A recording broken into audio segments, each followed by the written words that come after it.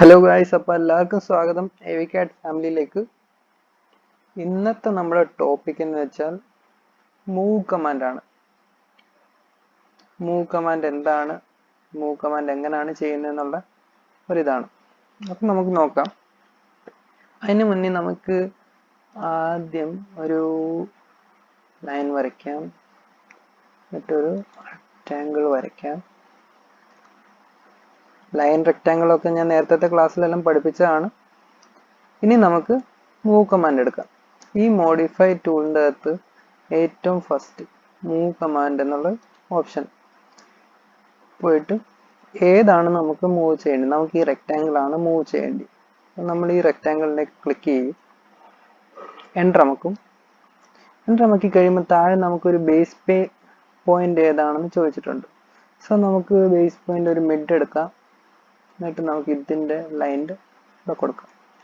ഇനി നമുക്ക് move option എടുത്തു കഴിഞ്ഞിട്ട് സെലക്ട് ഒബ്ജക്റ്റ് ചെയ്ത് കഴിഞ്ഞിട്ട് എൻ്റർ അമക്കി കഴിഞ്ഞ് ബേസ് പോയിന്റ് നമുക്ക് നേരത്തെ നമ്മൾ മിഡായിരുന്നു എടുത്തിരുന്നത്. മിഡും ഈ ലൈൻ്റെ ഇവിടെ കൊടുത്തപ്പോൾ അത് മിഡായിട്ട് തന്നെ വന്നു. ഇനി നമുക്ക് കോർണർ ഒരു ഏരിയ കൊടുത്തിട്ട് ഈ ഒരു ഇവിടെ കൊടുക്കുമ്പോഴത്തേക്കുണ്ടോ ഈ ലൈനിൻ്റെ എവിടാന്ന് വെച്ചാൽ അവിടെ വന്നിട്ടുണ്ട്.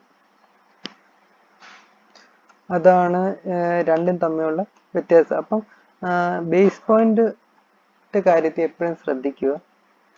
ഇനി നെക്സ്റ്റ് മൂവ് കമാൻഡിൽ തന്നെ ഞാൻ മൂവ് കമാൻഡ് എടുത്തു. മൂവ് കമാൻഡ് എടുത്തു കഴിഞ്ഞിട്ട്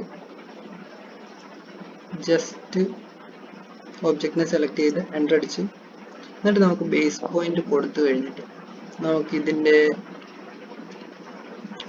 കമാൻഡ് ബോക്സിൽ 10,10 അടിച്ച് എൻ്റർ അടിച്ചു കഴിഞ്ഞാൽ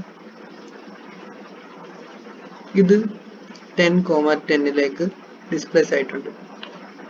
അപ്പോൾ അതാണ് നമുക്ക് ഡയറക്റ്റ് വേണമെങ്കിൽ ഡയറക്റ്റും കൊടുക്കാം, അല്ലാതെ കോർഡിനേറ്റ് സിസ്റ്റം കൊടുത്ത് നമുക്ക് മൂവ് ചെയ്യണമെങ്കിൽ അതും ചെയ്യാം. മൂവ് കമാൻഡിൻ്റെ ഷോർട്ട് കീ എന്ന് വെച്ചാൽ എം ആണ്.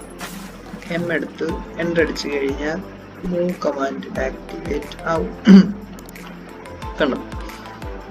അപ്പം ഇന്നത്തെ ക്ലാസ്സിലേക്ക് ഇത്രയും മാത്രം.